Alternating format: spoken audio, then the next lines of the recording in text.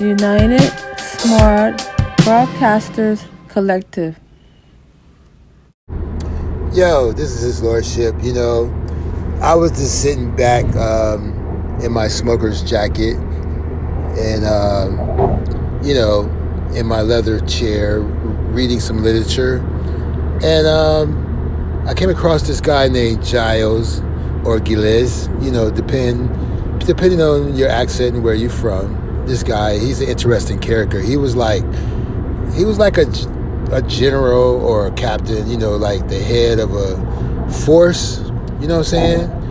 But in his pastime, he likes to behead children, torture children inside of a dungeon or a prison. He, he's like one of the first known serial killers, but he's also a mighty warrior. He helped this young lady. His boss was a teenager, quite younger than him. The general over him was just a young female. Can you believe that? I mean, can you imagine you're a mighty leader of a battalion, but your boss is a teenage female? But that's neither here or there. But look at him. This guy dressed pretty well groomed, but he didn't have a problem with beheading children, torturing children, and killing people.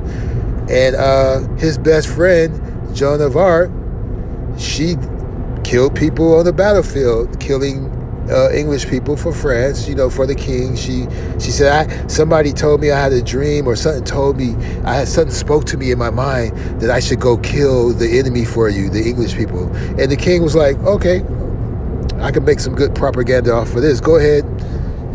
But worst case scenario, you actually kill everybody. Best case scenario, you give everybody syphilis, But guess what? Joan of Arc, that voice also told her not to get busy with anybody, to keep your virginity. That voice gave Joan of Arc a lot of good advice, but it didn't help her choose her friends well. So I guess if you could consider yourself Joan of Arc, who was very judgmental, who didn't like prostitutes or anything like that, and if you didn't go to mosque every Sunday and stuff, you could not roll with her, okay? If you was a thief or anything, you could not roll with her.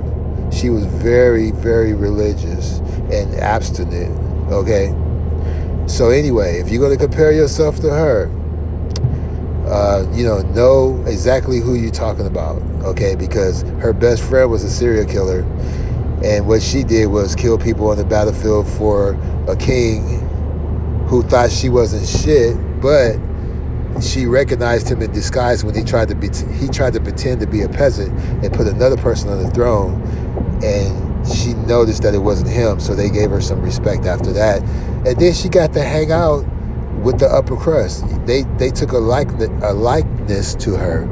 So, she was actually doing it big and kicking it with big dogs until she got captured by the English. And, they wanted to make sure she was dead. So she refused to confess that, she was a killer and working for the king and committed crimes. She refused to confess that. So they burnt her twice just to make sure she was dead. Isn't that amazing? Reading is to know. Reading is fundamental, and you don't have to take my word for it. Her making videos saying no one defends me, no one defends me. You know who defends motherfuckers on YouTube? You know who the Joan of Arc of fucking YouTube is? Jassy motherfucking J. Suspended animation of a gray expansion casting shadows over the sun.